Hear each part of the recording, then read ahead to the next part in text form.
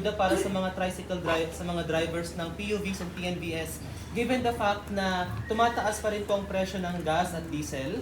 Well, tulad ng direktiba ng ating Pangulo, hindi naman to isang beses lang nagagawin. So this is the first round, magkakaroon ng mga succeeding rounds at susubukan natin sabayan. Ibig sabihin, for every time na may epekto sa kanila, we will keep on assisting them. This is not going to be limited to one round. It's going to be multiple rounds. In fact, kaya kaya ako nag-iikot ngayon to see yung mga nagiging issues on the ground kasi right after Holy Week, maglulunsad tayo ng special payout schedule para doon sa mga hindi napasama sa first round para mabigyan din sila. And then we'll immediately move on the second round already.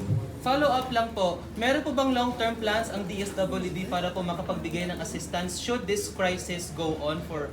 We have a mainstay program. Ang tawag sa programa namin, Assistance to Individuals in Crisis Situation. Hindi naman ho yan nangyari lang dahil dito sa crisis, kundi lahat ng mamamayan natin, whether may kaya ka o wala kang kaya, basta may crisis kang pinagdaraanan, hindi mo kailangan na sa transport sector, pwede kang pumunta sa any office ng DSWD at nandun ang mga social worker natin para itignan kung ano ang inyong pinagdadaan ng crisis at kung paano makakatulong. Thank you very much. Sec, Anonymous from Manila Times, would like to ask lang po, ano po yung factors na i-consider natin for the next rollout po ng financial assistance? Well, immediately pa rin itong mga transport sector natin.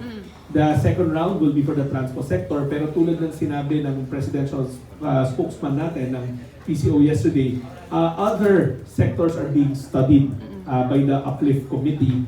So, aantabayanan natin yung mga studies na nilarang ngayon kung alin pang mga sektor. Pero definitely sa hanay ng DSWD, yung mga succeeding rounds natin, tututukan natin itong mga public utility vehicle drivers natin nationwide.